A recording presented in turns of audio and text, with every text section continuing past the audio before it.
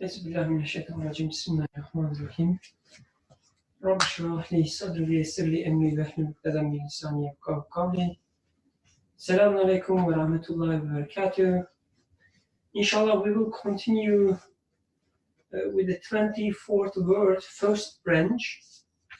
We are at the end of the first branch. We will start from the part which says, for sure, man is the place of manifestation of all the names. So this is the beginning of one of the paragraphs.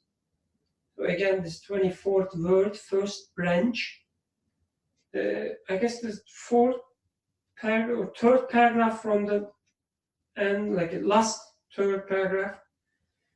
For sure, man is the place of manifestation of all the names. For sure, man is the place of manifestation of all the names. But the names, being various, has resulted in the universe's variety and the differences in the angels' worship, and has also caused a degree of variety among men. The different laws of the prophets, the different ways of the saints, and the different paths of the purified scholars have arisen from this mystery. For example, together with the other names, the name of all-powerful was predominant in Jesus, peace be upon him. And in those who follow the path of love, the name of loving one prevails. And in those who follow the path of contemplation and reflection, the name of all-wise.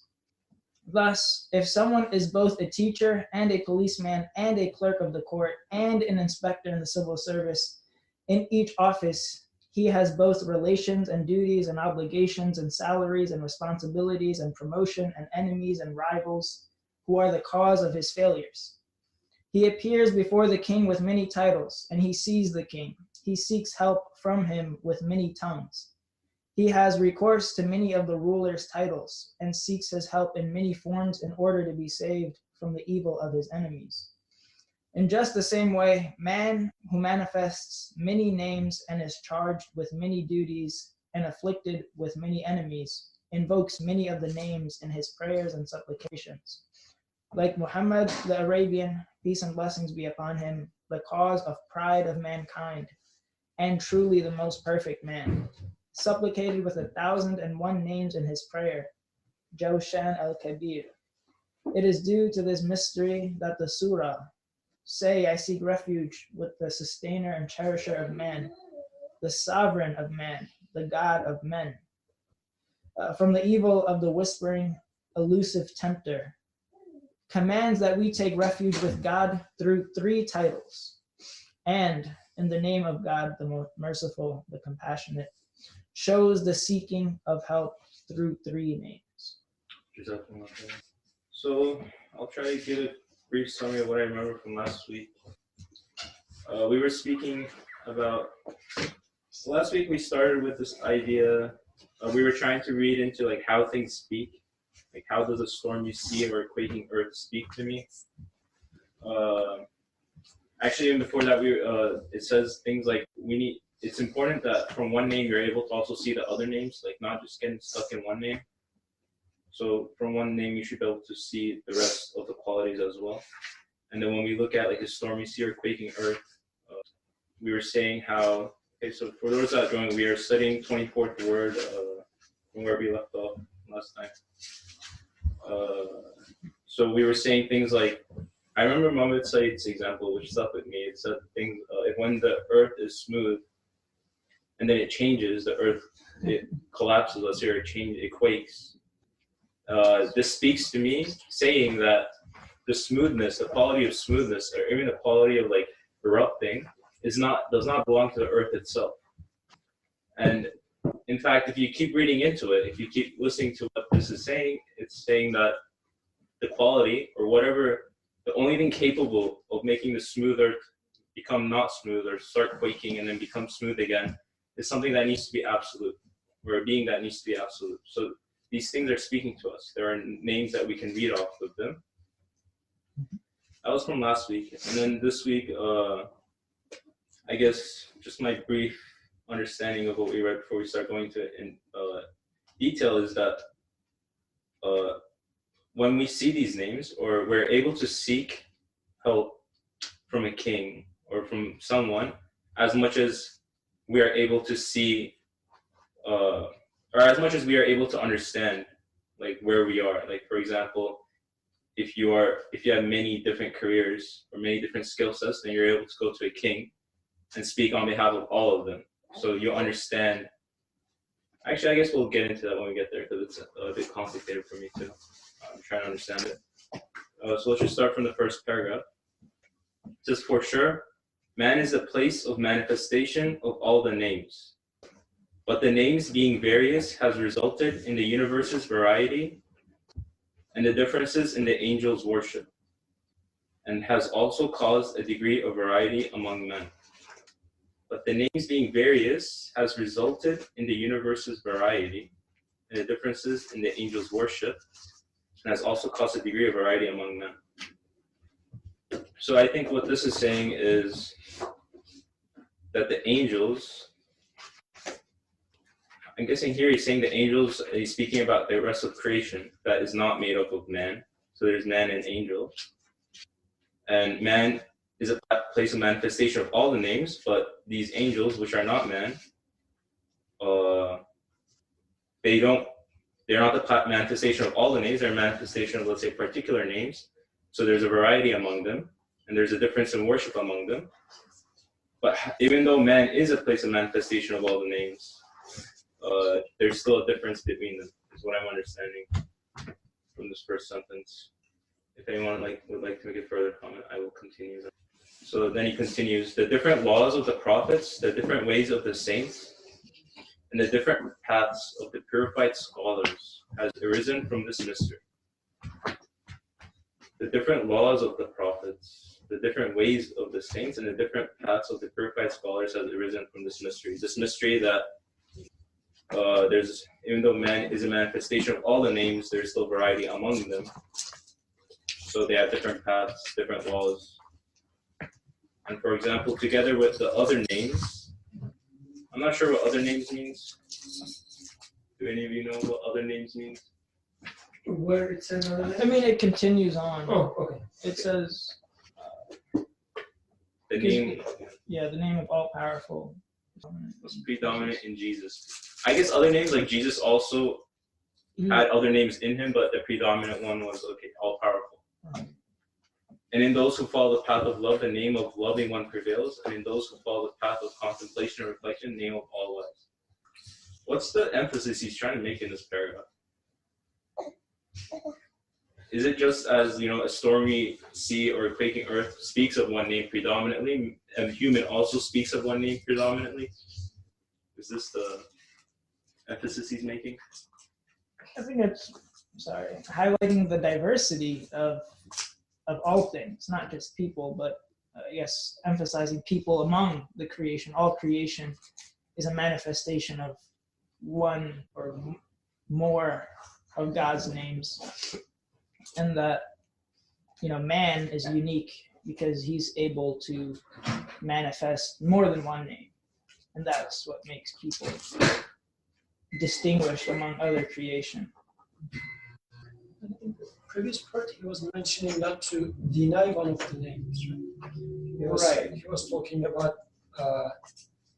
observing all the names. But in here, he is now talking about a different aspect, more like a practical aspect. Mm-hmm. So not denying is one thing, but in practice, as if you're becoming an expert of environmental engineering or computer engineering, so something is being more predominant on you. So with this aspect, you might know your creator through environmental engineering. Somebody else might be philosophy or electrical engineering. So because this guy doesn't know anything about art, for example.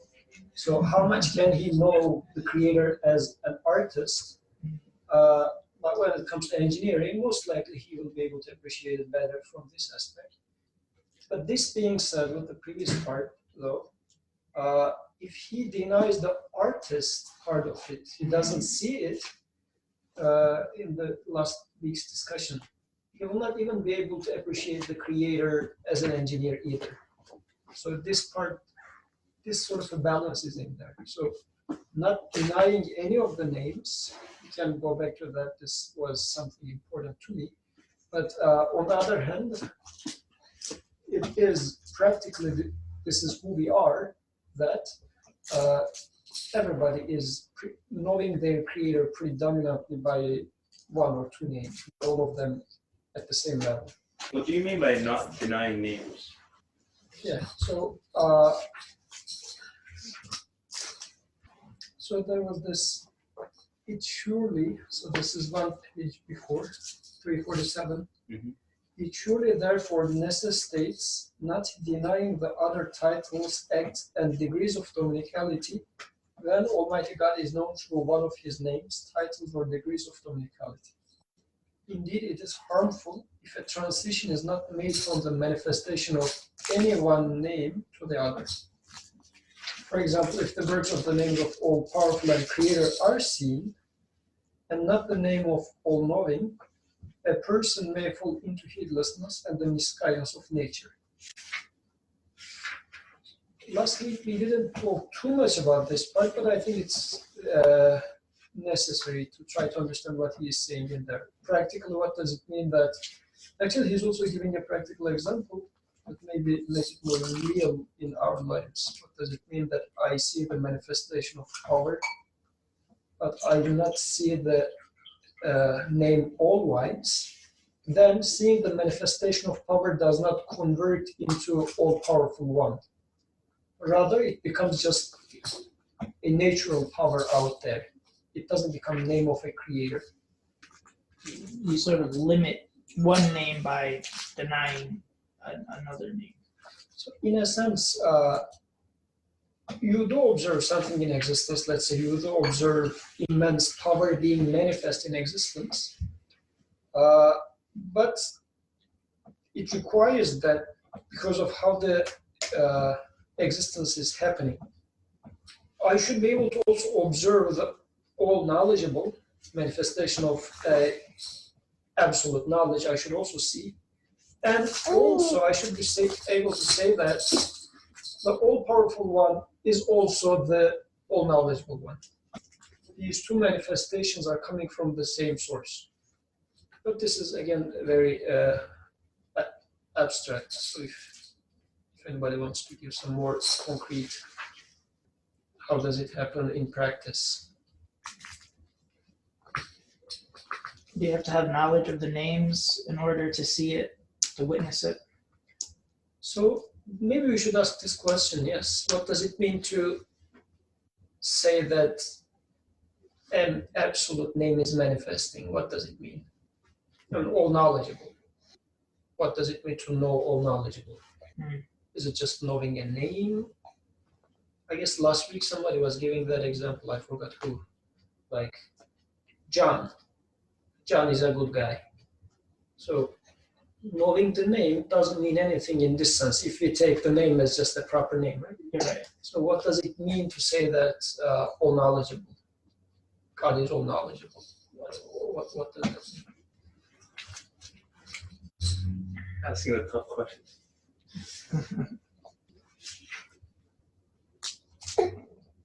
If we were going to unpack it, we'd have to have an idea of what knowledge is, right? The root, how knowledge works, how we understand it, and how we relate to it, and then see that in the world around us.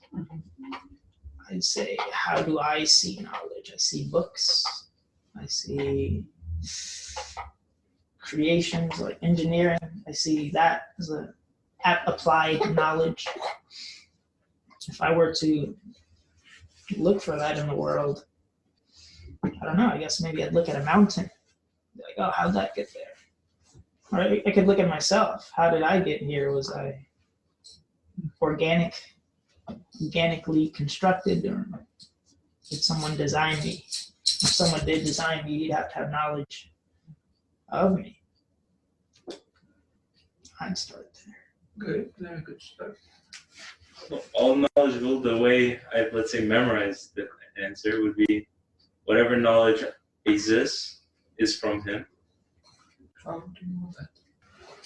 Because how do I know that? I mean, it might be a repetition, but I guess just for the sake of being consistent, to make sure we are stepping our on a solid ground. So, what does it mean that we say he is the all knowledgeable? What does this mean? Might be a repetition, but I think it's worthy. An example is, let's say you have like two hydrogen atoms and an oxygen atom, and then these come together and they form water, H2O. So I could either say that the knowledge is within these atoms themselves, like the hydrogen atoms and the oxygen atoms, they come together and they're able to now form something called water, which I see that there's a quality of knowledge that requires knowledge for something like this to happen. However, then I analyze it, I look at it, and I see that I can't attribute this knowledge to those hydrogen atoms or the oxygen atom. Then I look outside of it and I see, is there like a law that exists or something else causing this? And again, I don't find an independent existence that I can attribute this knowledge to. So there's a quality of knowledge which I don't see a source for within this arena I live in, or within like what I can perceive. So then I come to the conclusion that whatever this knowledge or wherever this knowledge comes from, the one that is creating this knowledge, or that is like making use of this knowledge, is the all knowledgeable one. Before going to there, why do you say that hydrogen and oxygen cannot be the source of this knowledge? Because what do you mean when you say I don't see oxygen as a person who can be a source of it? For example, if you see me coming out from a Ferrari with my current clothes, like I don't wear like a owner of a Ferrari. So would you say that this guy cannot be the owner of this car? Because I mean, there's a saying in Turkish which says you will not know who has the money and who has the iman. So you never know. So I mean, there must be a reasoning for why you say hydrogen and oxygen cannot be the all knowledgeable. Or well, forget about all knowledgeable. Hydrogen and oxygen cannot have the required knowledge for that purpose. there are a lot of reasons. The ones that come to my mind, I would say the first one, the easiest one is I seem to have more intelligence and will than a hydrogen atom, or these inanimate things, let's say inanimate in quotes. I have much more intelligence than them. It seems much more consciousness, yet something like that is completely beyond my doing. I would not have the knowledge to be able to, like, even when I'm moving around right now, I know it's not with by knowledge that I am moving around. So when I look at something that is much less conscious than me, seemingly much less intelligent than me, it doesn't make sense to me to say that it is able to have the knowledge to do that.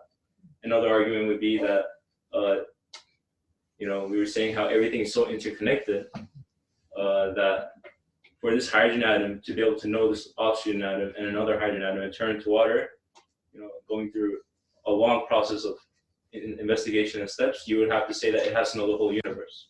It has to have knowledge over the whole universe, actually. And that would be a contradiction almost. Like, it's not possible for something within the universe to also have knowledge of the universe. Those are the two ones that come to my mind. So in this case, an extremely limited thing as a hydrogen atom needs to know the knowledge of it should span the whole existence, however wide it is, at the same time with all its interconnected relations and everything. Yeah. And I guess taking it one step further from there, wherever you see manifestation of knowledge, you also see manifestation of power, because hydrogen and oxygen coming together and forming something else. So power is also being manifested. So as much as the source of knowledge is not here, so you say that knowledge and power, you apply the same logic for the power and you will not find the source. You cannot attribute the power to the hydrogen and oxygen either, because the same hydrogen and oxygen is also, in terms of its relationship of existence, related to the whatever particles galaxies away. So then source of this knowledge for the particle needs to be not of anything around here, likewise for the power or the wisdom. So then the manifestation, so the power that I observe becomes manifestation of an absolute source. But the source of knowledge is the same with the source of power. So all of them, because of their interconnectedness, names are also being interconnected. Manifestation of knowledge and power are all together. I cannot distinguish one from the other. There is nothing that is taking place within the vacuum. In the existence, everything is, in several perspectives, interconnected. So therefore, once I come to this conclusion of absolute knowledge, inevitably I am also arriving to the conclusion of absolute power, absolute wisdom. Because knowledge is in everything. Yeah.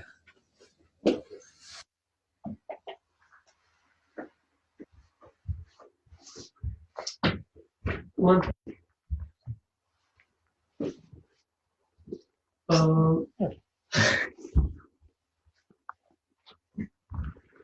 I guess in such discussions, like I was able to follow until the last sentence. Like once you say, once I reach the absolute knowledge, that means I should also reach the absolute power, whatever. I'm not sure whether we need to speak of any absoluteness in such discussions. I'm not suggesting that it's wrong to say it's absolute, but making an argument based on absoluteness of something and saying that since it is absolute, it should be whatever. Like you're starting from absolute and trying to reach a conclusion. At least in me, it doesn't work. Like when you say, since it is absolute power, I stop there because I don't know what you mean when you say absolute power. But when you say, like all the rest of the arguments, I was able to follow. Because you're saying that, okay, I see these, there's a power manifested there. And whatever happens there, it also requires knowledge. It also requires, creatorship or all different qualities. I can check it, I can try to understand whatever. It works. And I think it should stop there. Like, rather than saying that, and this is because, the knowledge is absolute, therefore the power is also absolute, or since it's absolute power, it should be whatever. Like this kind of, I guess, these additions, at least to me, it makes things sound as if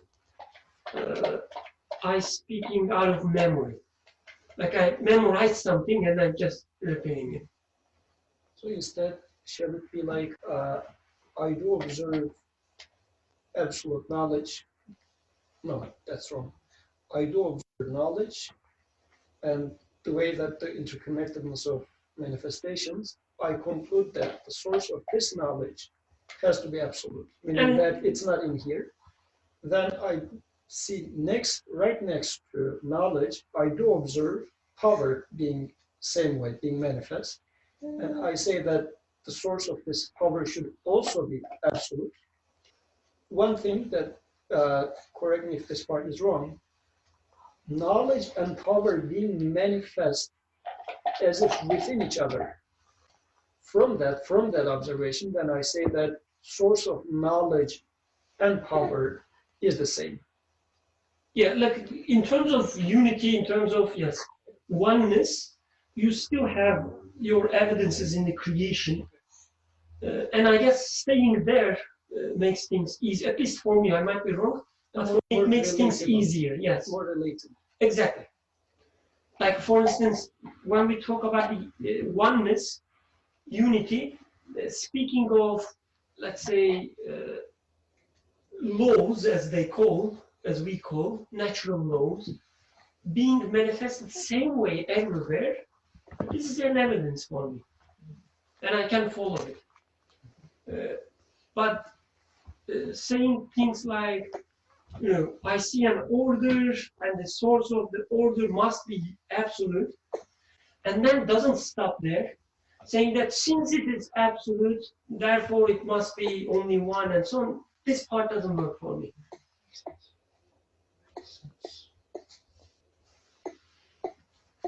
Okay, thank you. So, but again, I still have the question. What does it mean that it surely therefore necessitates not denying the other titles, acts, and degrees of dominicality when Almighty God is known through one of His names, titles, or degrees of dominicality? He is giving the example. Indeed, it is harmful if a transition is not made from the manifestation of any one name to the others. The example is, for example, if the works of the names of all-powerful and creator are seen, and not the name of all-knowing, a person may fall into heedlessness and the misguidance of nature. So in this sentence, is he saying that initially this guy is seeing the names of all-powerful, and did this person arrive to the conclusion that there must exist an all-powerful absolute source, there must exist an all-powerful creator? Would he, I'm asking. But this person is not able to arrive at the conclusion of there must exist an all-knowing one. Is it like this, or it might be an issue of the translation, whatever? Is it like in the first place, this person is not able to arrive to the conclusion of an absolute source of any way at all?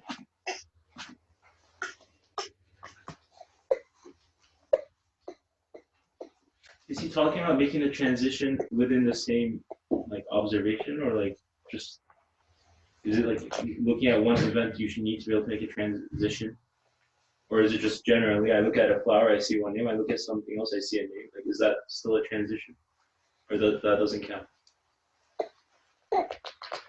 Also, there's a sentence in the second paragraph, and in the second paragraph I think it's kind of related to this.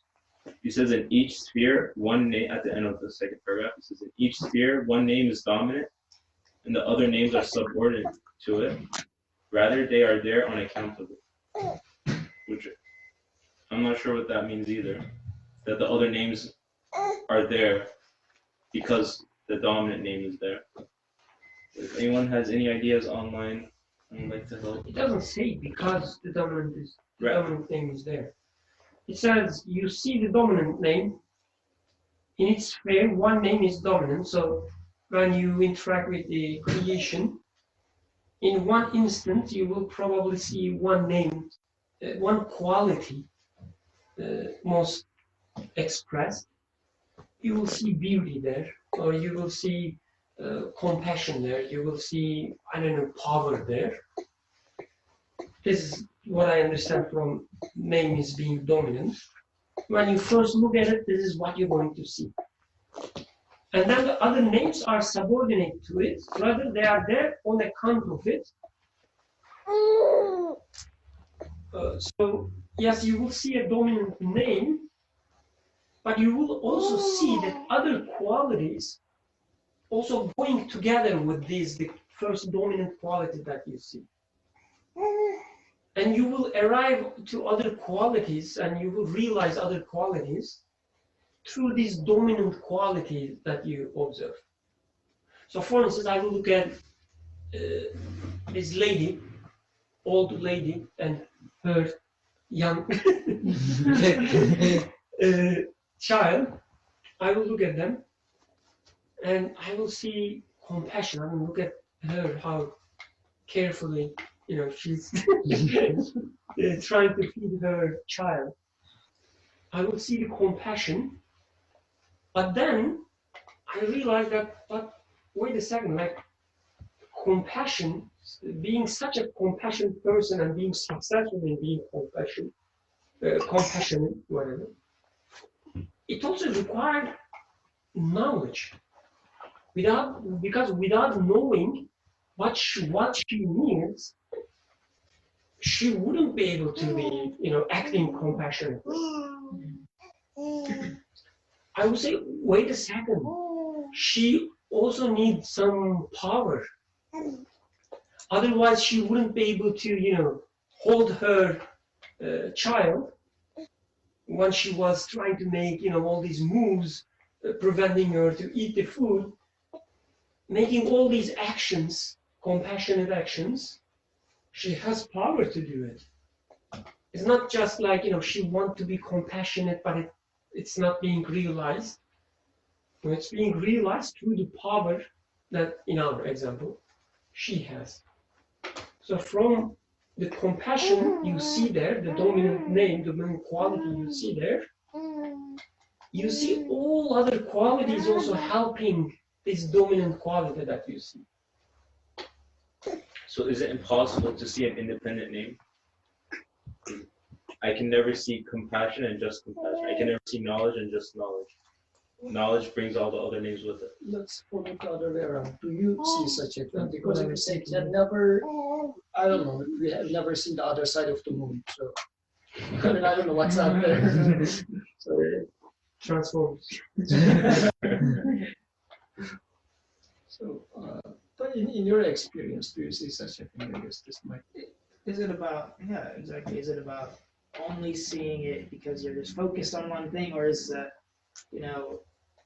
are you not asking, like, is there other things with it, right? But yeah, I guess that's what we're all talking about. These names don't exist. Right? The way I read all this, as Yusuf was saying, like, when you look at your life, and you look at the creation, and you look at your friends, your loved ones, you will see that this creation will take you from one quality to another, then the another, and then the another. It will take you from one point to another point. Like exclaiming, telling you that all these qualities, all these names behind these qualities, it goes to the same source, they will say. It's not like, giving you a guideline, saying that, oh, this is what you should do, this is not what you should do, whatever. He says, this is your reality. Don't you see that all these different qualities, exist together? They're trying to tell you something, that there is no compassion alone. You also see power there. You also see a choice there. Don't you see that? And when you don't see it, he says in the part Yusuf was reading, that it's harmful. Don't you understand that if you stuck with one quality, it will harm you? In this position, may I ask the question more directly?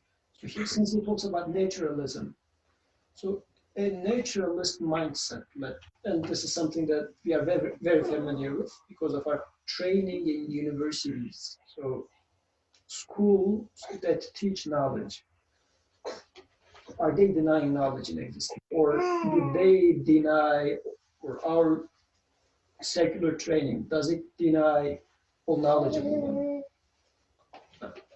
So, because since it's a very clear example, how does it work? I'm trying to make sure I understand this part. Do secular institutions deny all knowledge of the world? Yeah, I mean, the materialist, naturalist worldview, they are the ones that, find out about the DNA. They are the ones that are, like, in those secular-minded people came up with those formulas and everything in terms of knowledge. What does it mean in here that observing manifestations or effects of, works of all-powerful and works of Creator is being observed? Author is using the word works in there, so still the names is not there, but the works of those names are being observed, but the name of all knowledgeable is being denied. Therefore, we are falling into naturalism, he says. So what does it mean that denying all knowledgeable in there? Does anybody deny all knowledgeable? What is being denied in terms of knowledge in there? well, just to open up the question, are they denying knowledge in like these naturalism arguments? Like they do, I guess, accept there is a knowledge there, right? It is being made to happen by something. So there is a knowledge. Who do they attribute the knowledge to? Just existence. It's the physics, laws of physics or something. But I mean, what do you, it doesn't have to be knowledge. They reject a lot more than God's knowledge. You could reject his power, his ability to be the cause of a chemical reaction, right? They put a, I don't know, a colony in a, they grow a colony in a petri dish. Is it them growing it, or is it growing it because of God's power or ability to allow it to grow, right? Is that more than just knowledge, I feel like. So is it like, since he's specifically talking about power and creator, so in a petri dish, forget about now the secular guy, because I'm with my mindset entering to the laboratory, since we are all going through the same education. I do observe cells reproducing, something quite amazing and interesting. A new life is coming into being, I don't know where, how, something quite fascinating. Observing this, if I say, well, when I say knowledge, knowledge means a knowledgeable person, but I say, no, I want to come up with a story, if you like, in which by random processes, letters are coming together and making a book. Because if a book is made up of random processes, I mean, it's by chance it became a book. It's not even a book for me anyways. Because when I say a book, the mindset about a book is, it has two ends. There's an author who wants to communicate with you, and you are the reader. So in the case of this petri dish now, I say, okay, now I am able to somehow give meaning to this, but it was by chance letters came together, so it's not really a meaningful book in there anyways. Although There is no knowledge. There's no knowledge. Although it is like a living organism now, and I call it knowledge, but I call it knowledge. It's not that it was a two-way knowledge transfer. This is not a book. So in this sense, for example, when I put the idea of by chance into the picture, knowledge is going out of the window, as far as I understand. But correct me if I'm wrong. I'm just trying to understand this example, and maybe we can extrapolate this to some other examples. But let's make sure we understand this one first. And I'm truly not 100% okay with this. If you can help me with or expand it, I will really, really appreciate it. So the way I understand is, if the works of the names of all powerful and creator are seen.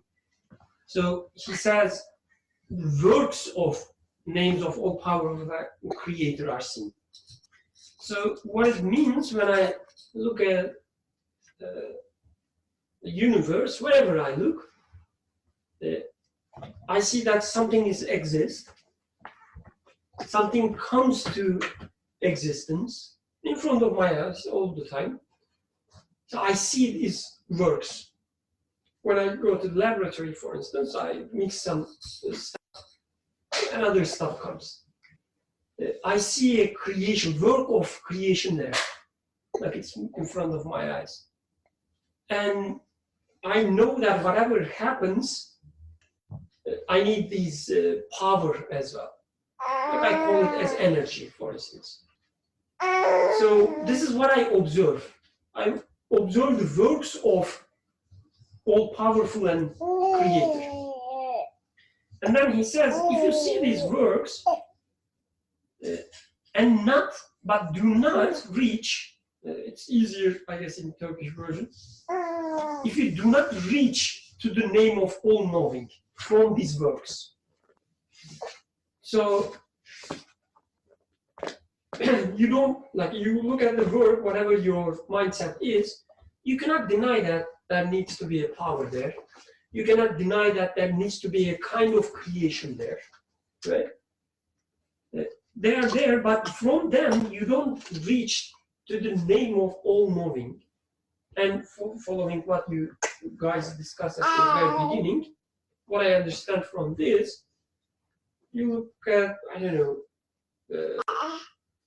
what happened, eclipse, what eclipse, moon eclipse? Lunar eclipse. I guess today there is a lunar eclipse. We missed it, but it was, I guess, early evening. It finished at 4 p.m. Anyway, you look at this lunar eclipse in front of you. It's a beautiful thing. It's a beautiful creation. You see that there's a power there. Something is happening. You call it gravity. You see that there's a creation there, like before sun. Is it sun coming between? No, it can't be Earth. Earth, right? Coming between. Anyway. So. Moon stars. You see an action there, right? Before it was somewhere else, now it's there, so there's a new creation there. There's an action there, there's a movement there. But from that, you say, it's happening by itself. There's no need, as you said, there's no need that this kind of system, this kind of action, that would require someone who knows everything, meaning who has control of everything, and who would, control the move, the parts. Okay, moon, you stay there. Earth come between moon and the sun, stay there, because it's a, very, how to say, a very well balanced action, motion, or system. So you say, there must be someone who taking care of everything, who knows every aspect of all these actions.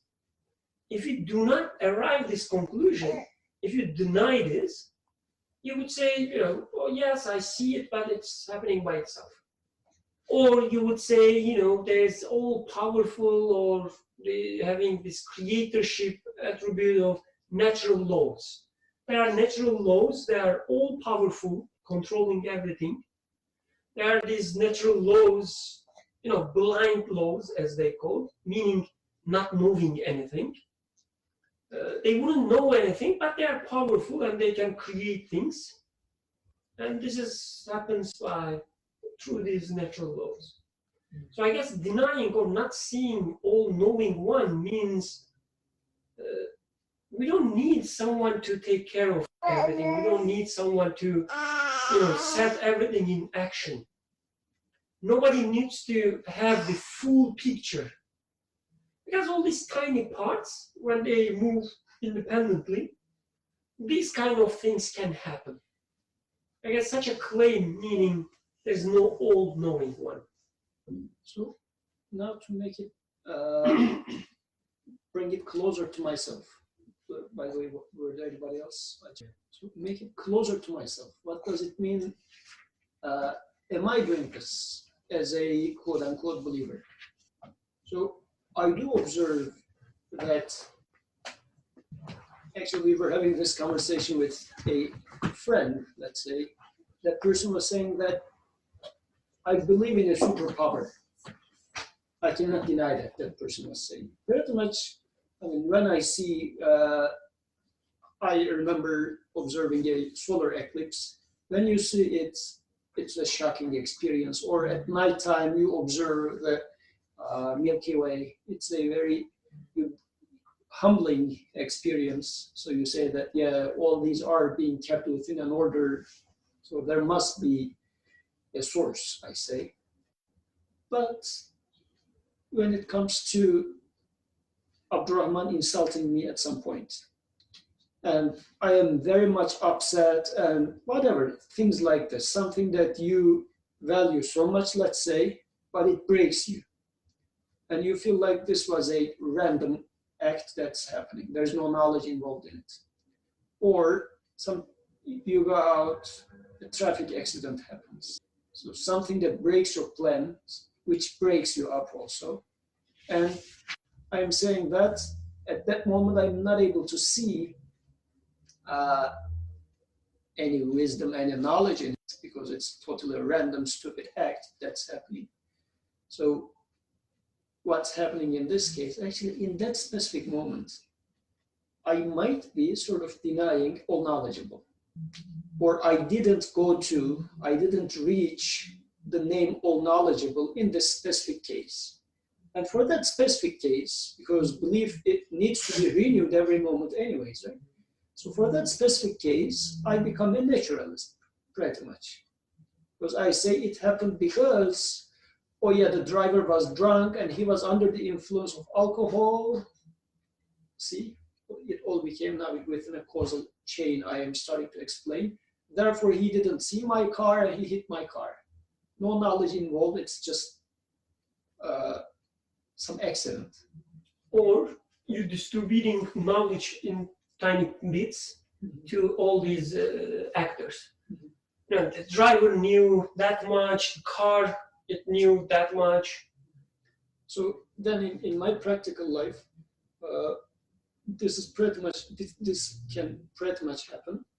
If I see the power, if I see that new existence taking place there, but I do not see, I did not reach, using a better translation, I did not reach the all knowledgeable one as the name, which is, this is coming from the absolute knowledge, or the source of this must be an absolute all-knowing one. If I do not reach to this conclusion, then at that moment I become a naturalist.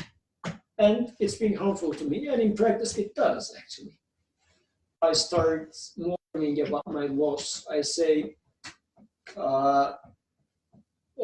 it was all because of this guy. Then I start hitting my knees and everything. So I guess in a similar fashion we can extend and bring it back to our lives and all our troubles. Because it looks like my troubles are because I'm not able to, maybe I am denying some names. Because in the following page, when he says Jesus was predominantly manifestation of all powerful, that means it's practically, this is how it is. Still, one name might be more predominantly available or visible to me. But on the other hand, it looks like I'm also sometimes totally either ignoring or denying some of the names. And this is why I am going through troubles in my life. Because today somebody remind me of a text, a hadith actually, where Rasulullah says, renew your belief with La ilaha illallah. There is no God but God. And somebody was asking to Nursi, what's the purpose of this? I mean, I already arrived to the conclusion after so many causality discussions, let's say, God is absolute. Do I need to renew it? So what does it mean to renew it? So a new experience comes, and I need to reapply my conclusions to this new experience. So it's not like reinventing the wheel, because it might get easier than when I first tried to do it several years ago, maybe.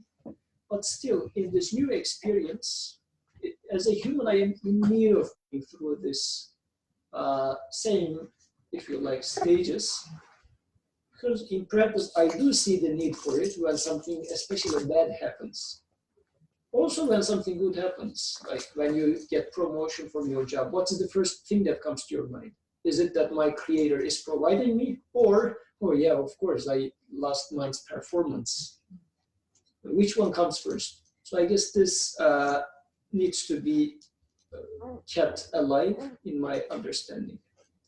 So, because initially I was reading this part as like a kalam or philosophical Islamic philosophers argument sort of a thing, like keeping the balance. But actually he's talking about something very practical from day-to-day life.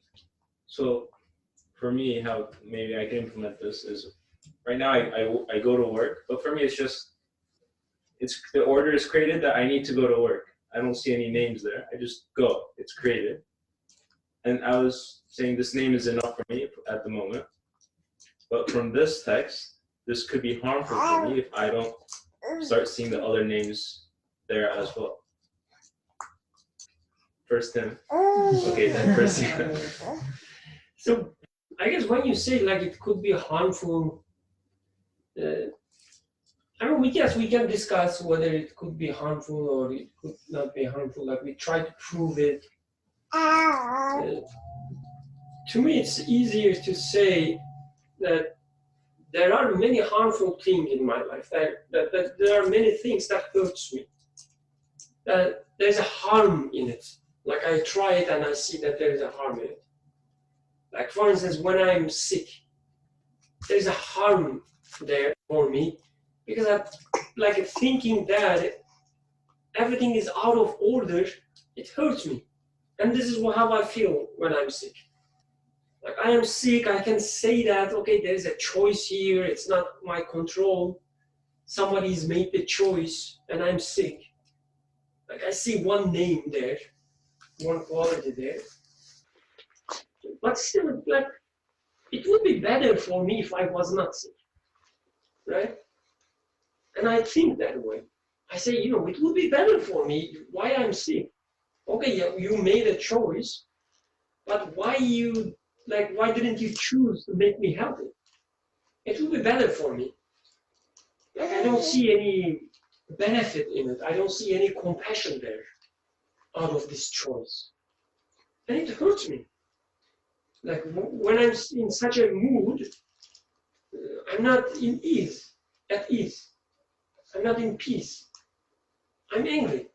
Like ask my wife, she would say, if when things goes, not South. Sorry, South. south, Anyways. like north south. Yes. It's a It's the same. okay. When things go south, okay, not smoothly, I am angry, like genuinely angry. Because things should have been other way, but they are not. Like sometimes when I'm preparing food, for instance, something drops. I don't know, like a spoon or something. Like something happens that I don't want it to be happen, and it happens. So there's a choice definitely, and it's not me making the choice. I see the name there, choice maker. But why you drop it? And it should stay there Where you put it. exactly where I put it. Although it was out of balance, I knew it, but it should stay still there. I'm not happy, and it hurts me. Like I'm angry, like I'm not in peace. And Otto says, yes, because it hurts you, it's harmful. Because you're not making the transitions. You're not making, you're seeing that there's a choice maker there, but you're not seeing that it's good for you, good for creation. It's also whoever making the choice is the one who is all loving, all caring, who's the one, the Rab, educator, who is the one taking care, whatever, who is the one making you progress. You don't see these, and it hurts you. But sometimes when I'm sick, for instance, sometimes it happens, and I say, okay, there's a choice there. There's also compassion there. I'm sick and I'm out of duties. Like I don't have to go to work, for instance. And there's all these different reasons to come up with ideas. Or I say that, Alhamdulillah, I'm sick and now I'm honest to myself. Because yesterday I was claiming some stuff that I shouldn't. Like I'm powerful, I can walk, I can do this, I can, work hard. I was doing it yesterday, but today I am sick, I cannot even move my hand, and I'm honest with myself. I say, Alhamdulillah, such a beautiful creation. So when I see all these different qualities that I need, also there manifested, it doesn't hurt me. There is no harm in it for me. But when I don't see them, they hurt me. I have a question. So, what if you're not able to see how being sick is beneficial to you, I should say? But you acknowledge that it was done out of that God is compassionate, that He is knowledgeable, that there must be a reason, but you just don't know the reason. And you accept that. Is that denying a name because you're not able to find the reason or establish the... So in the case of this accident, or dropping the spoon, so I get angry, we get angry. I guess now we need to question the nature of this anger. What am I angry with? So it's a thing that I dislike. And even if I maybe see the purpose on why it is dropping, why my car is hit, still I'm going to dislike the very fact of my car being broken. Or, I mean, there are things in life which I am meant to dislike, like dirt, for example. But in what ground do I establish this relationship? Is it like, as he was saying, I was willing it to stay there, how come it's acting against my will? I was planning to be there at like 6 o'clock, and while I'm driving there at 5:30, this accident happens. Something is happening against my will. So what's happening in here? I am thinking deep inside that I am controlling things. If I am saying I am controlling things, I have power over things, I am already inherently denying names. It's not that I mean, vocally I say, no, I curse God. This is not this sort of a denial. But inherently, I'm not already there yet. I might be claiming to be saying that God is almost merciful, God is all knowledgeable. But it's not my reality. It's just my tongue that's saying it. So, but as a consequence, I immediately being harmed because of my false claim, actually. So, in a sense, flames of hell starts burning me right there, which is like a strong evidence that there exists hell. Because when my car is hit and I'm angry and say that, how come this happens? I'm very angry with it. But my anger is this sort of an anger because of my very deeply buried egotism. This egotism itself becomes my own torture. And I am doing it for myself. Make sense? Yeah. I guess the same applies to Brahman's questions. I do observe, we do suffer at job. I mean, especially if you're not very much, I mean, it might also be in the reverse. I might be very much satisfied with my job, but I should question, is my satisfaction truly satisfying me, or is it giving me like this unsatiating thirst? Like as the hell is being described. Plenty of water in there, you drink this water, but it just increases your thirst. So the success in my job environment might be such a thing. I do enjoy accomplishing things in job environment, but always a bigger challenge. Either somebody else puts in front of me or I put in front of myself. Like this rabbit following carrot within a stick. You never reach it or the horse. So as you run, the carrot is also running in front of you. You do enjoy the imagination of reaching the carrot, but it's always a few steps ahead of you. Even the same torture, same harmfulness can happen in the success version of the job. I try to imagine rabbit.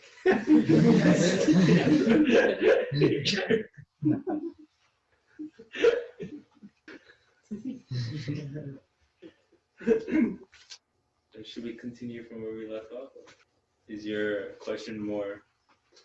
I mean, if anybody online participants, anybody else wants to give some more practical examples? We would love for some online people to speak, or some on-site people to speak as well. But I don't think they love us back, so it's okay. Then I think it's relevant to the end of this fourth word, or the first branch. Yeah, so we can, where it's about reading the different names, maybe we can go back to that. So the paragraph we had just read, I'll just reread. Actually, I won't reread it. But we had talked about how, I'll reread it. So it says, for sure, man is the place of manifestation of all the names. But the names being various has resulted in the universe's variety and the differences in the angels' worship, and has also caused a degree of variety among men. So can you take it from the previous paragraph, then ask a human being, and you start from there? Did I find it? Then Okay. ask a human being who is a true human. Yes, yes. On the near the bottom of that paragraph. Then ask a human being who is a true human, and see how he recites all the most beautiful names and how they are written on his forehead. If you look carefully, you too may read them. It is as if the universe is a huge orchestra celebrating the divine names, mixing the faintest song with the most powerful refrains. It produces a sublime and subtle harmony. You may make further analogies in the same way. Is this part agreed upon? Like reading all the names in human beings. What does this mean?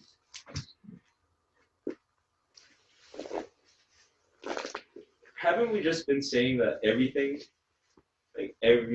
is composed of all the names, so it's not just a human being?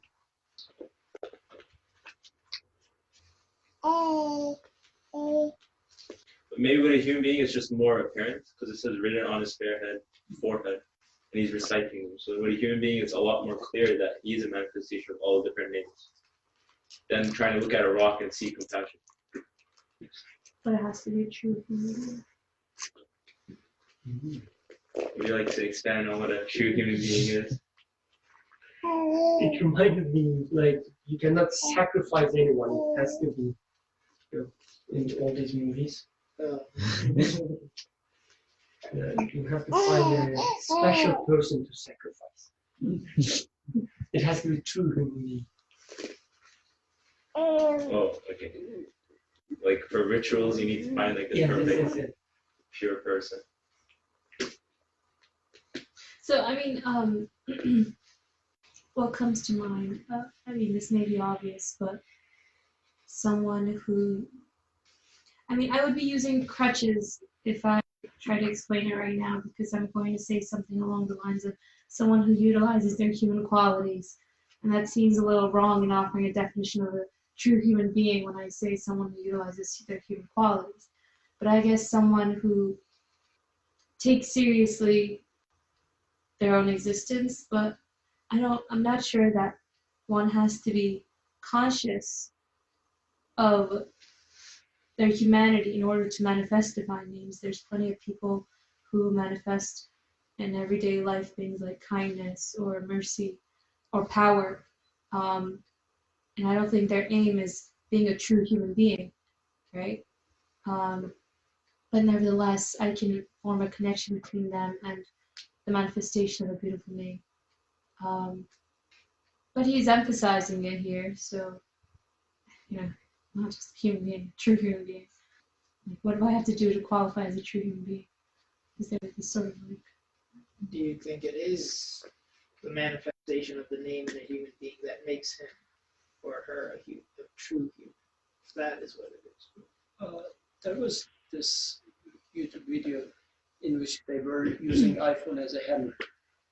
So, an iPhone which is a hammer, you would say it's manifesting as a hammer, but it's not manifesting as an iPhone because it's not using iPhone qualities, but it's using like so I guess a human being a human is human not being a cow, or human not being a cattle, because Quran is using this example. They are deaf, blind, they are like cattle, even more misguided or led astray than the cattle. So I guess we can make such comparisons. That makes sense to me, but like, if I were to push back and say, okay, yes, an iPhone clearly has all these better, amazing qualities, right? But if it's being used as a hammer, I guess that's also quality. Maybe not the best way to use it, but that's nevertheless, I can make it a part of being an iPhone if I approach it in that sense. I guess in order to utilize the iPhone properly, I need to have a sense or understanding of it's manufacturer. But then I feel like I'd be jumping if I did the same connection with human beings. I mean, no one acts around as a literal cow, right? People, in their own sense, are acting as humanly as they seem, think themselves to be. And if they have the potential to act that way, what's to say that's not part of being a human? They're able to, if they're given the ability to act that way. But obviously, there can be more, for lack of better wording, sophisticated ways of utilizing the various potentialities one has instead of letting them rot away or waste away. So can I ask the question for ourselves? What would I mean to be living as a human? Or when would I consider myself to be an S, for example, like a donkey? Because sometimes we say that, oh, donkey, we sort of when we make some stupid mistakes, we blame ourselves for being like a donkey, monkey, or something like this, right? So when do we do such things? Or what would we call as like a, because there are things like in a humanly dignified way, we say, sometimes we use such a phrase, right? So what is it for me that I'm going to be content with? Can we make such a, I don't know, would it make me something that I will be content with? I guess that's where it comes in, my own feelings as points of guidance, in that if I feel at ease in a certain way that I'm behaving, then I can take that as a signpost that I'm not in contradiction with myself. But then there's blissful ignorance as well. I mean, I guess as long I as I'm just like, I don't know, we repeat these sort of things that I'm just trying to think. So I think as long as it's blissful, if it's truly blissful, that is in how they're supposed to act then. so it should be So fine, much of right? that. I mean, if there are such people, but does it work for me? So maybe I should take it this way. Am I being content when I am being ignorant to something? For example, I'm a person who is very much afraid of snakes, and for no reason. And if there was a snake in this, behind this door, and I know that there is a snake out there, because the sky is ignorance, you know something to be there, and maybe I am hearing the sound and also the indications that there is something dangerous in there. How much can I be ignorant to that? Even if I try to sleep, I'm going to see a snake in my dream. In the absence of a snake, a few days ago, I was seeing a snake in my dream. It was quite long, actually. So, I mean, this sort of a thing. So, I guess, even if it were to work, then this would be definition of part of my human definition. But I do not find it as such personally. So, but if it was, or for example, if I say that I can figure out everything by myself, if I was truly convinced about this, this would be my human definition. But I know that I'm not able to figure out things by myself. This is why when I'm going to buy a car, I go to an expert. Or when I'm going to, I don't know, have something troubling me in terms of job, I go to an expert, ask somebody else. So, because I know as a human my limitations, and I know that I seek help from somebody else. So this is why I will go and ask for revelation, to other people's guidance, whatever. This is also part of my human side. So I guess this is, as much as I am true to myself, asking a human which becomes a human, rather than who is trying to become a monkey or a donkey, I think I will start reading all those names in me. This is what I understand. So maybe simply again, I mean, it's the same answer that I had before, but now I guess it's kind of filled out a little bit more fully. We can take true human being as one who does not contradict the state of being that they find themselves in. Okay. Then in the paragraph after, it says, for sure man is a place of manifestation of all the names, but the names being various has resulted in the universe's variety and the differences in the angels' worship, and has also caused a degree of variety among men.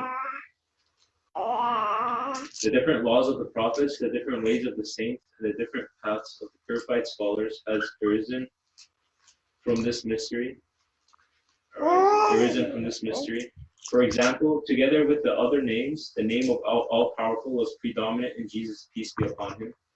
And in those who follow the path of love, the name of loving one prevails. And in those who follow the path of contemplation and reflection, the name of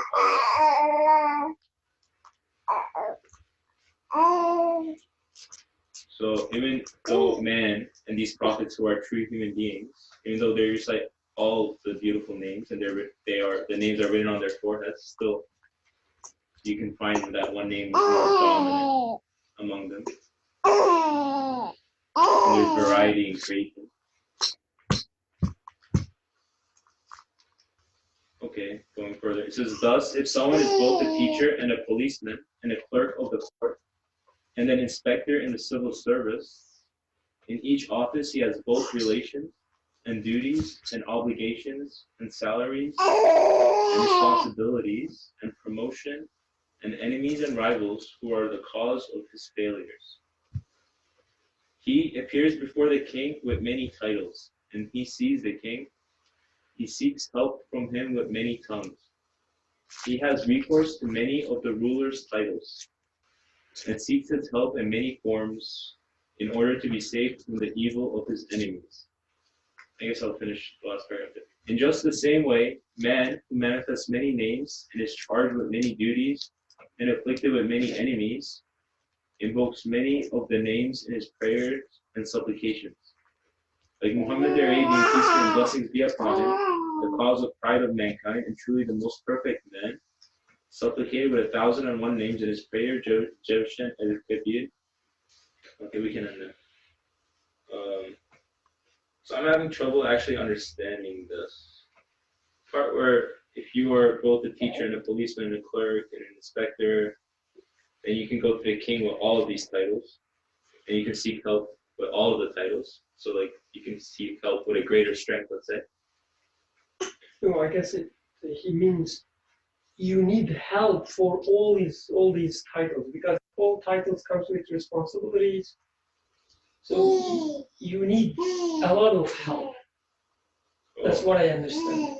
I might be wrong, but this is what I understand. That makes more sense. And yeah, I agree. Yes, it makes more sense. the following paragraph says, like the prophet asking in his prayers with all these names, because he needs a lot of help. He needs help from all the names. Because unlike a rock, I can feel existential angst, let's say. I don't think a rock can feel that. So, What did you say? Existential. I can feel despair. Okay? I don't think a rock can feel despair. You get kicked out of the room. I can. So because a human can feel despair, I am like, this is like a part of me, or like something I need defense against. This enemy of despair. So I'm such a weak thing that I need to now, or I'm so comprehensive. I'm like so weak in so many different ways that I need to go to the king and say and ask for help in all of these ways. Anyone would like to make a comment? Okay. No, seriously. Yeah, I mean, when I think about my problems, they're absolutely endless, right? Like it's always every day. It's like woe upon me. You know, it can one day. Most days it can be projects and deadlines and writings that I have, and then even if I'm break, it can be, you know, my relationship with my sister. The other day it can be why my cat doesn't love me. The third day, I'm being very serious. Like I face, you know, the other day it can be something different. There's just like so many different varieties of problems that I face, and they're never ending. You know, it's like this beautiful painting, and each part of the painting is just a problem that I face. And you know, sometimes I may not even be aware of. I'm just like, yeah, you know, I'm so used to the flow of in and out of problems that I'm just okay. You know, I'll take this, I'll deal with this. You know, today it's family life, tomorrow it's technology or something like that. You know, it's just endless. And I guess through all these endless and diverse and colorful problems, I'm also being showed the various diverse, colorful, and endless needs that I have. I was laughing because I was like, oh, someone's a teacher and a policeman and a clerk and an inspector.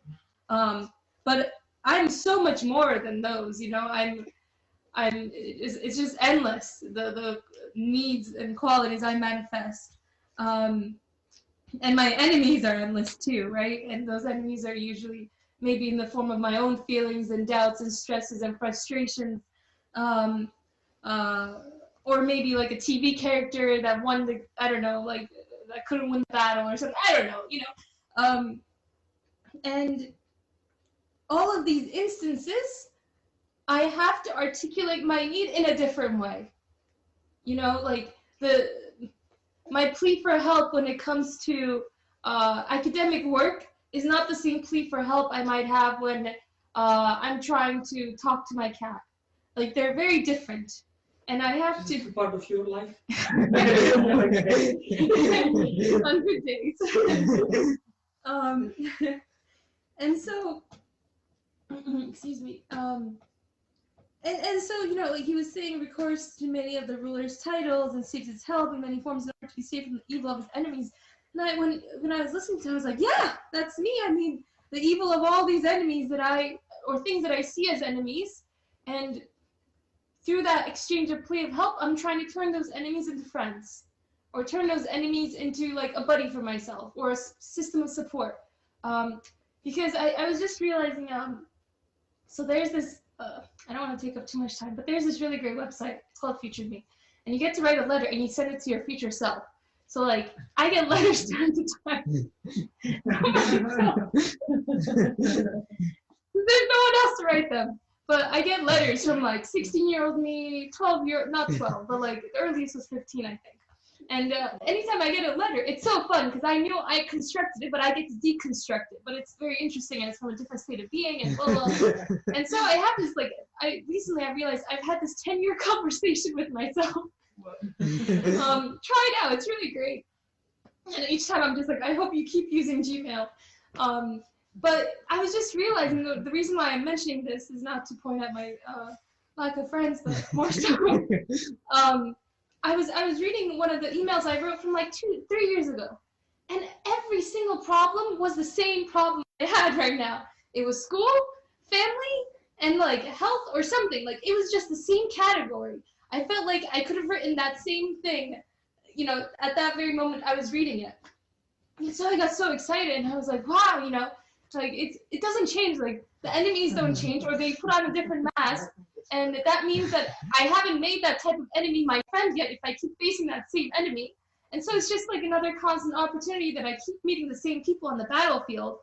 And, I think that I'm becoming friends with them, but no, when they come again with a different face, I realize that I haven't. And so it's a different opportunity for me to engage again, and plead for help again and again. So sorry, I got excited, but yeah, it spoke to me. So that's. But yeah, try it out. It's a really good website. I recommend. Thank you for such excitement. So the way I see this paragraph, as others said also, this is very important, I guess. Like it explains what author means from the beginning. That human being manifesting all names, or human being can read all the names. I guess this paragraph explains what he means with this. He means that you need all these qualities. Without them, you cannot be happy. This is what it means. Like you can feel the lack of these qualities. Like when you don't see something beautiful, you feel bad. I will give an example, but that someone comes to the room, and then I will give the example. Well, anyway, while waiting for her, so I guess we can read when the part that Yusuf was highlighting. ask a human being who's a true human and see how he recites all the most beautiful names and how they are written on his forehead. If you look carefully, you too may read them.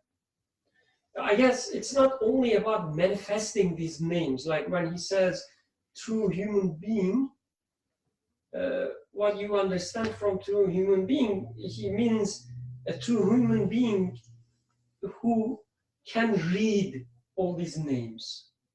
It's not only talking about manifesting these names, but also being able to read them. Like you are a human if you can read all these names around you. And reading the names, then he explains here, he means like realizing all your needs. You feel empty when you in a situation which is not wise. You feel, uncomfortable when it is not just.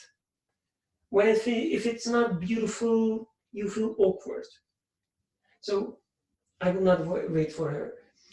With a certain friend, right, quote unquote, we decided to build a table, like a drawing table, okay, for an artist. Not this one. No. Not this one.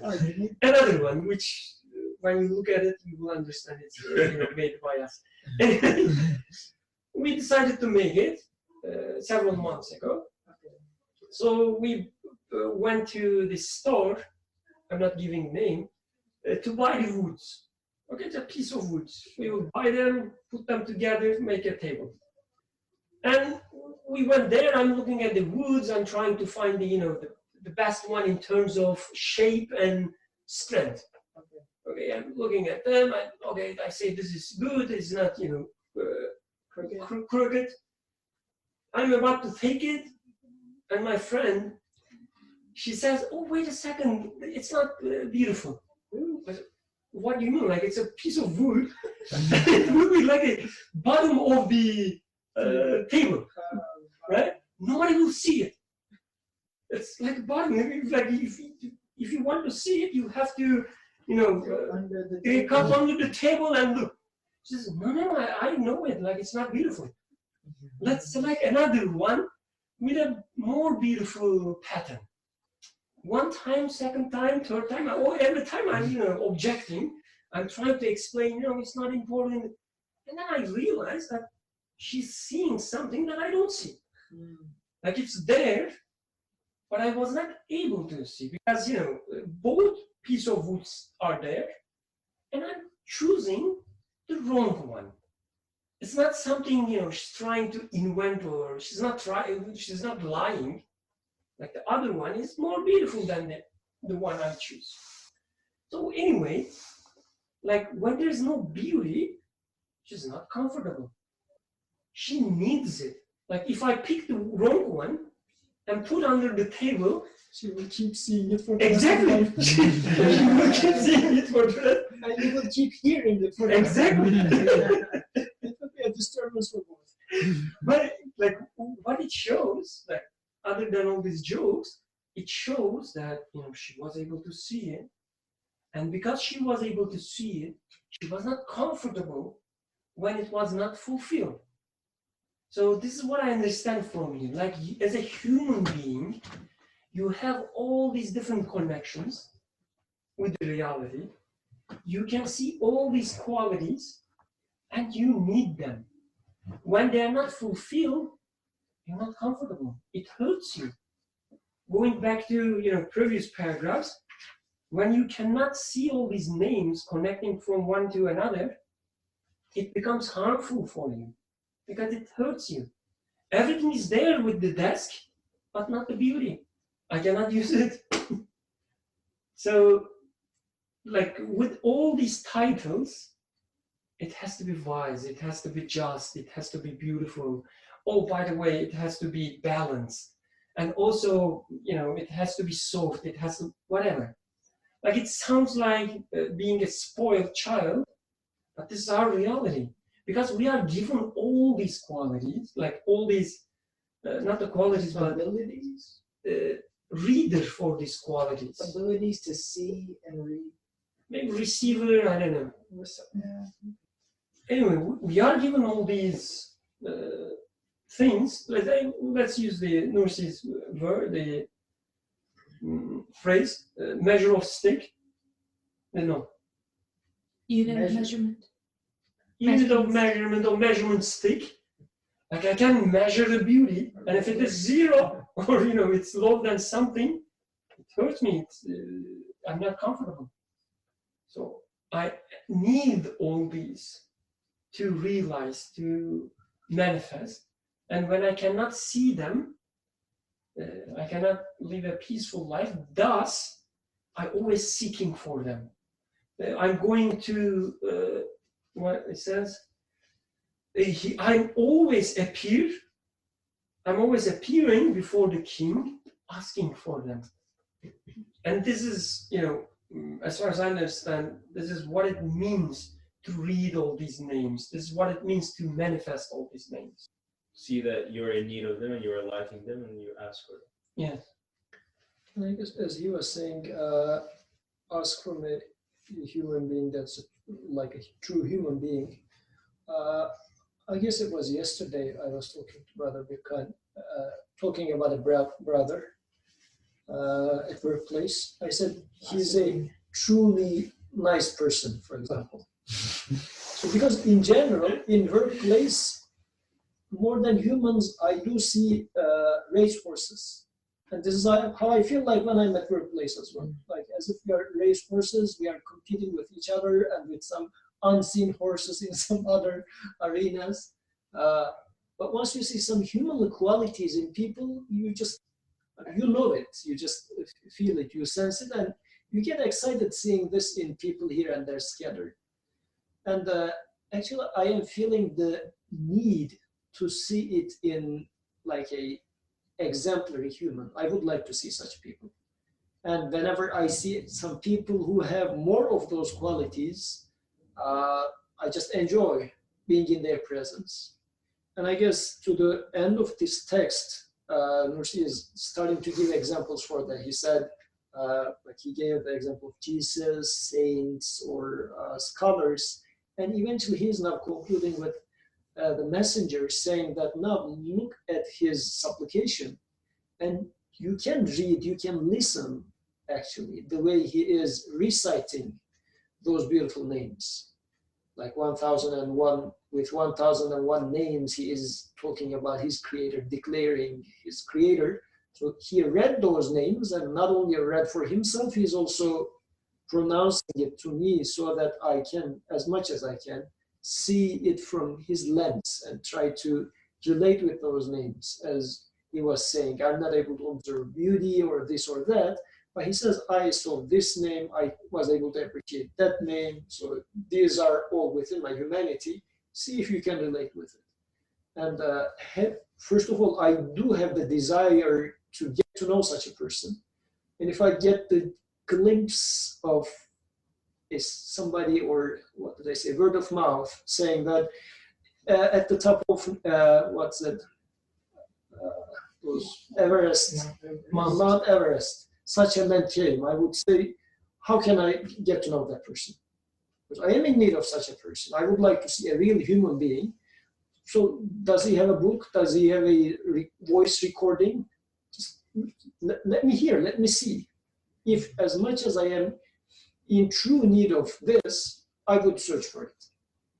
I mean, think about it. You love your mother, you want to go and visit your mother. Why?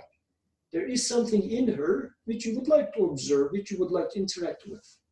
So, and now this real human, now I am trying to understand the human as manifestation of all those names all at a single spot.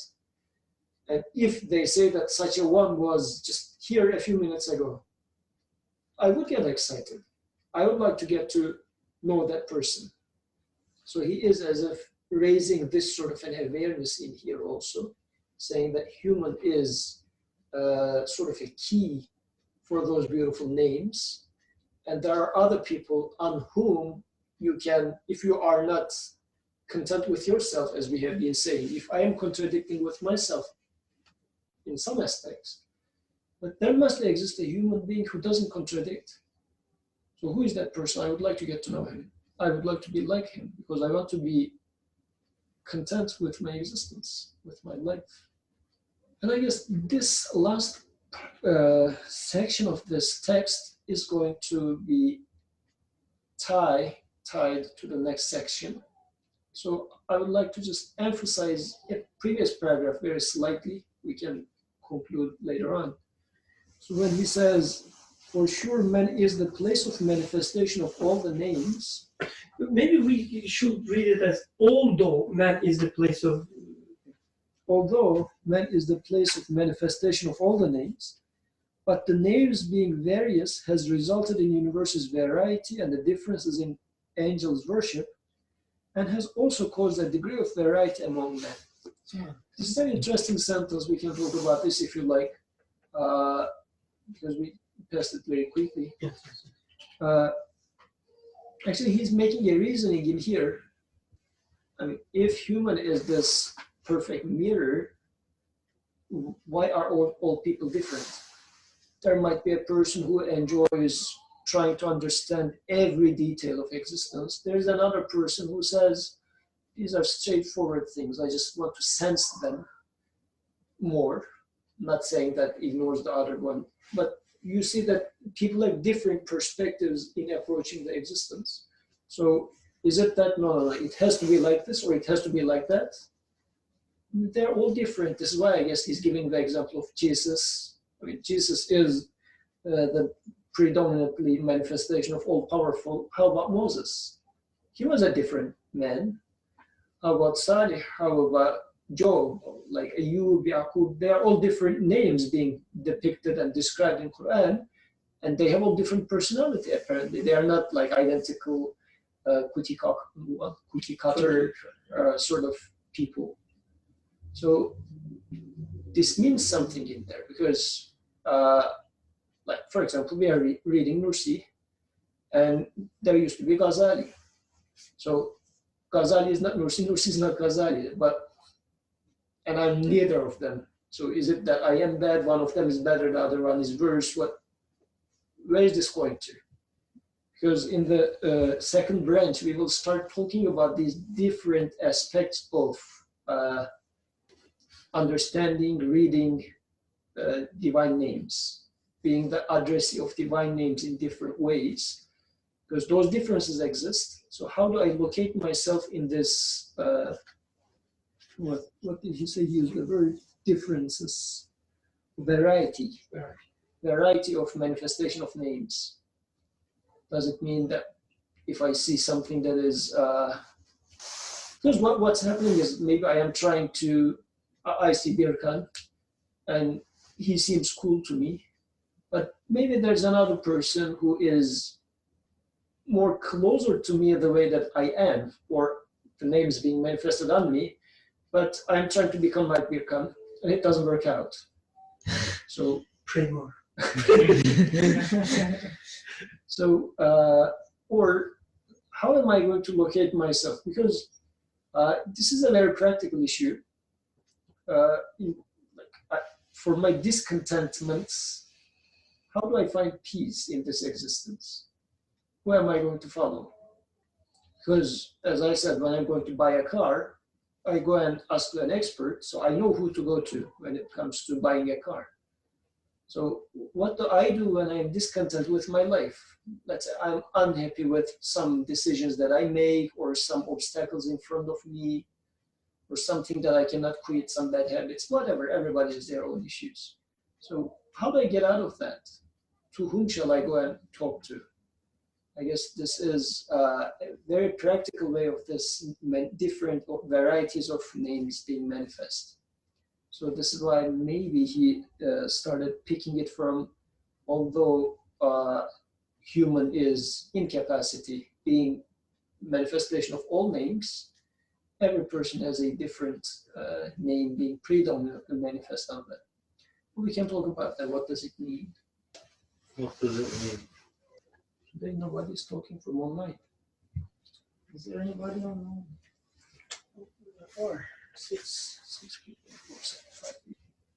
We got a comment saying I'm listening, or listening, From whom? and a smile. From who? Mohammed Said. Oh, okay. I was planning to block whoever who made this comment for next week, but since it's Mohammed, let's forgive him for this time. So, yeah, this part is really important. I guess it will be elaborated in the second branch as well. But I guess in the scope that is being studied here, so this is another thing which makes me angry.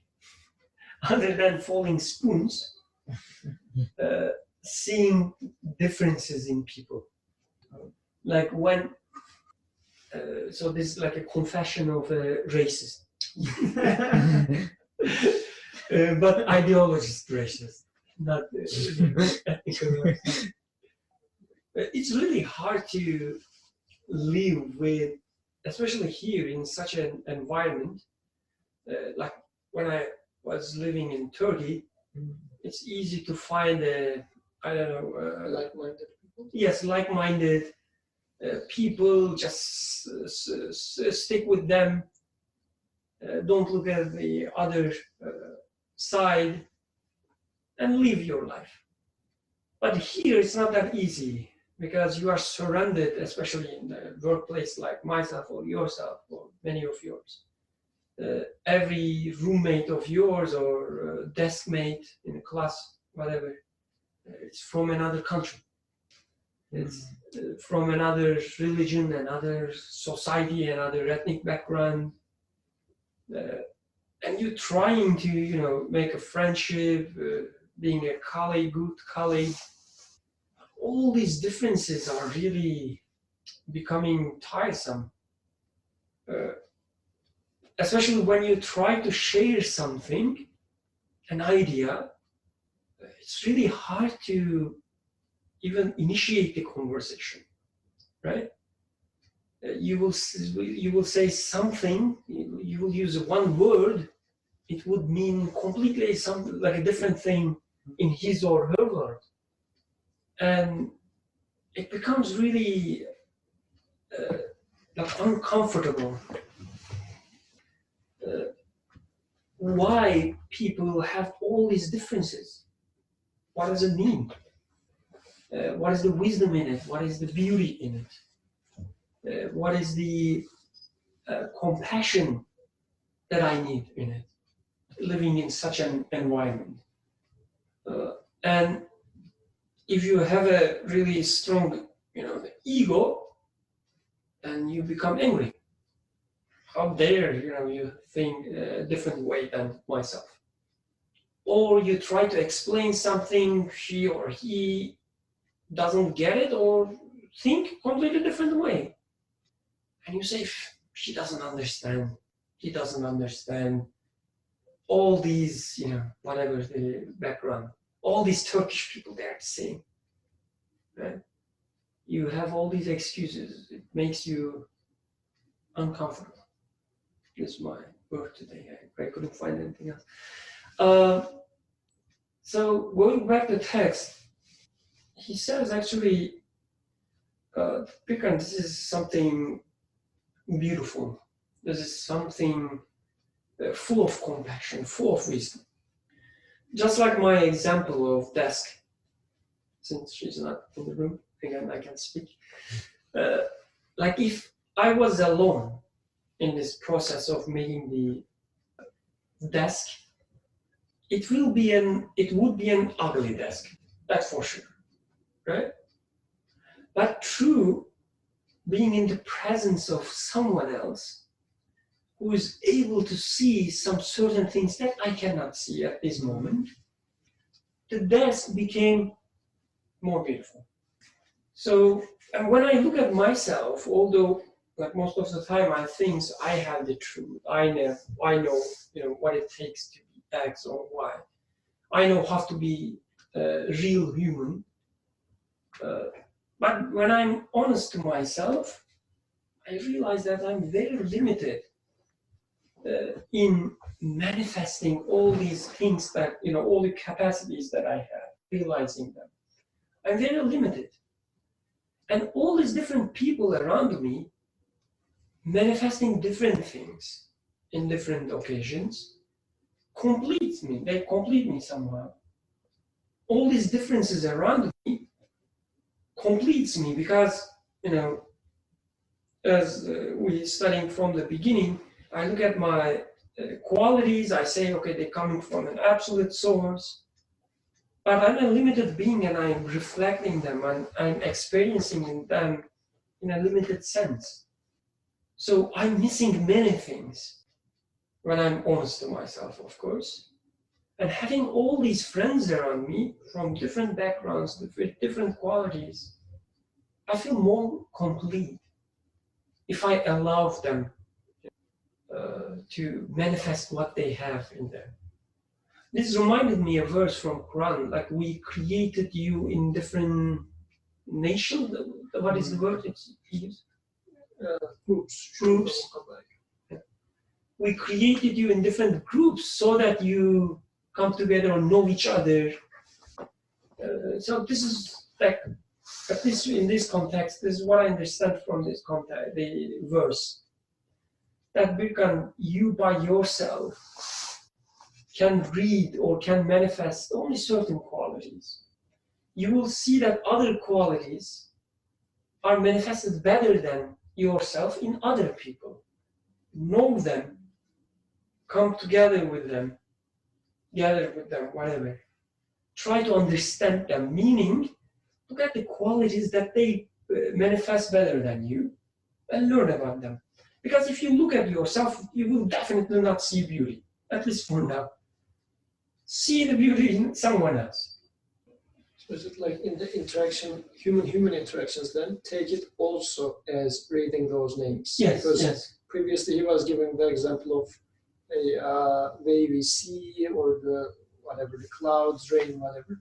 So when I'm interacting with a human, so rather than taking it personal with this person, saying it, this is also a much wide mirror which is reflecting the absolute names of the creator.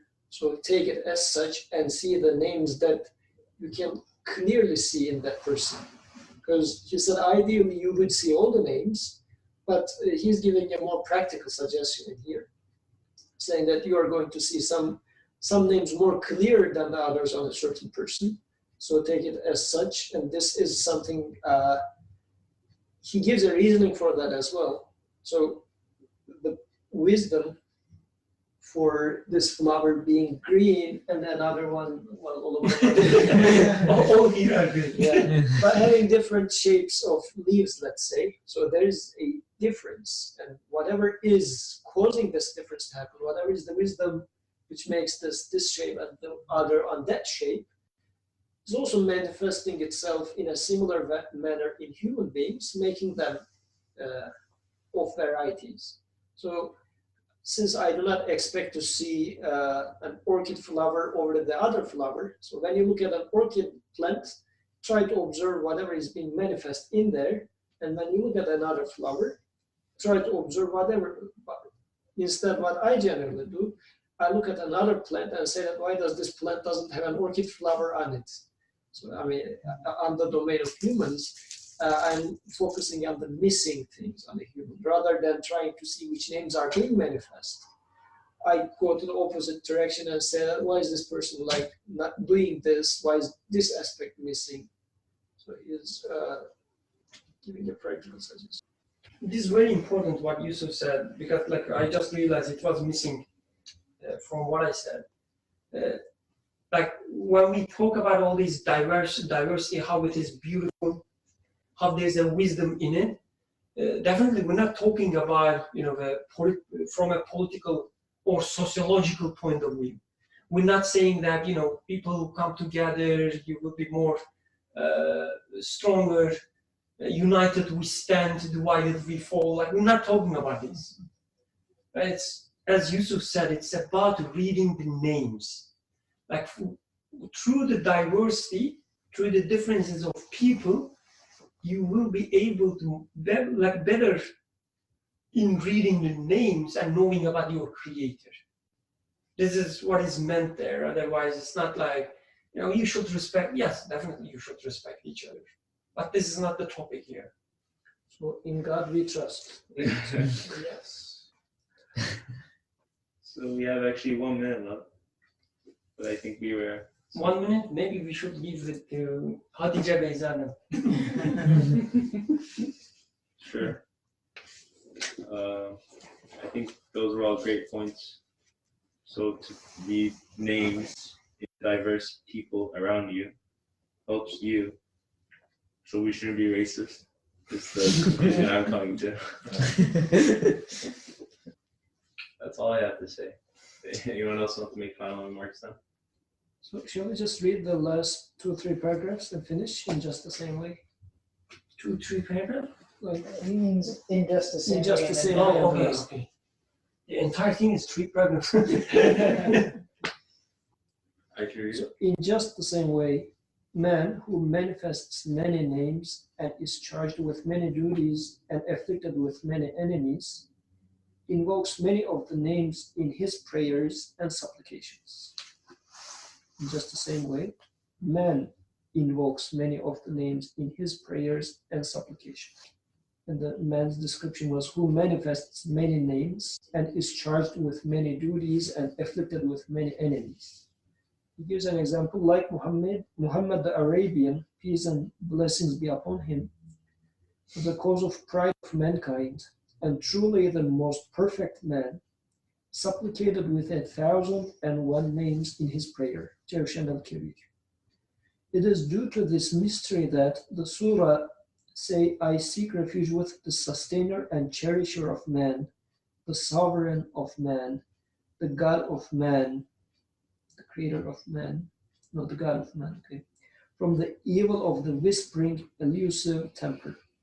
So this is Yes. commands that we take refuge with God through 3 titles, 3 names, and in the name of God, the merciful, the compassionate, shows the seeking of help through 3 names. In the name of God, the merciful, the compassionate. This is really beautiful, the way he explains, because like, when you think about it, this Surah Nas, right? Yeah. I seek refuge from the evil of the whispering. So there's an enemy, as you see it, and you seek refuge from the evil of the whispering. So it would be enough, I guess, to say that I seek refuge with you, or with my God, with my Ram, from the whispering, from the evil of the whispering. It would be clear enough, let's say, if the verse was about making you doing something right.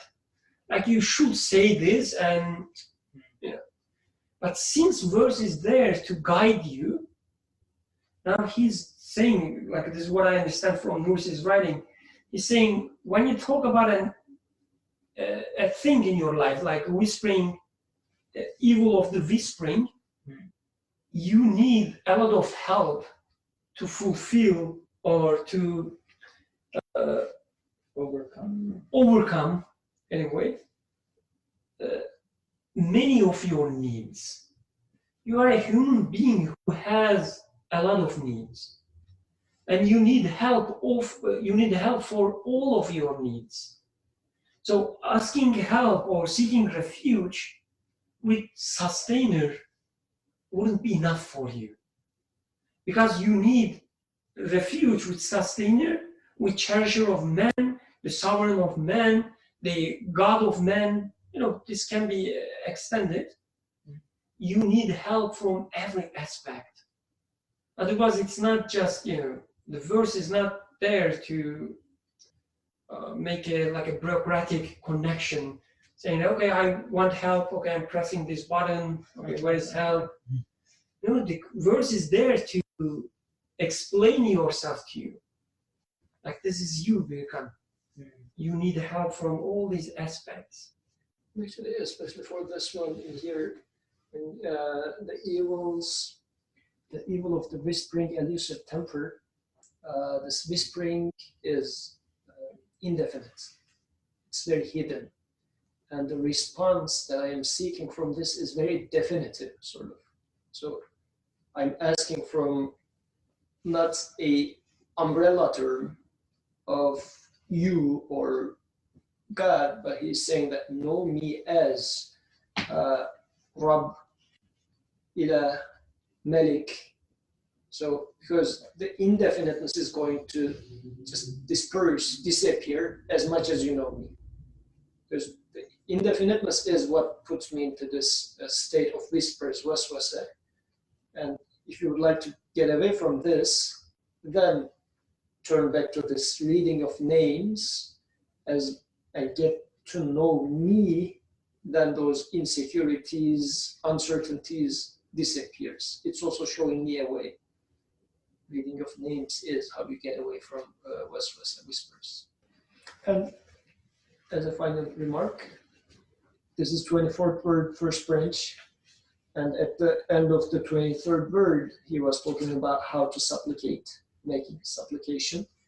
We started 24th word, and at the end of it, he was mentioning ask from Creator with the names. And now he is concluding, again, tying the previous one to this one, and how names are now going to become part of my supplication. And what does names mean? What does the multiplicity variation of names mean? How does it manifest in my day-to-day life? And now at the end, my need to those names. He's sort of completing a circle in there, making it practically useful for us. And then he says, we take refuge with God through three titles, and in the name of God, the merciful, the compassionate, shows the seeking of help through three names. And here, if with the same approach, then God, merciful and compassionate, and this is repeated many times through the Quran.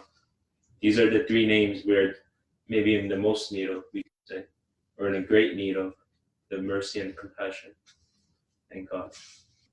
Jazakumullah khairan. Does anyone have a final remark before I end it? Especially someone online if they want to say something. Like Hatice, you mean? Like Hatice. Just yeah. I will delay everything for someone online if they'd like to say something. But inshallah next week. Okay, someone did write a comment. Never mind. Okay. سبحانك لا علم لنا إلا ما علمتنا إنك أنت العليم الحكيم وآخر دعوانا الحمد لله رب العالمين.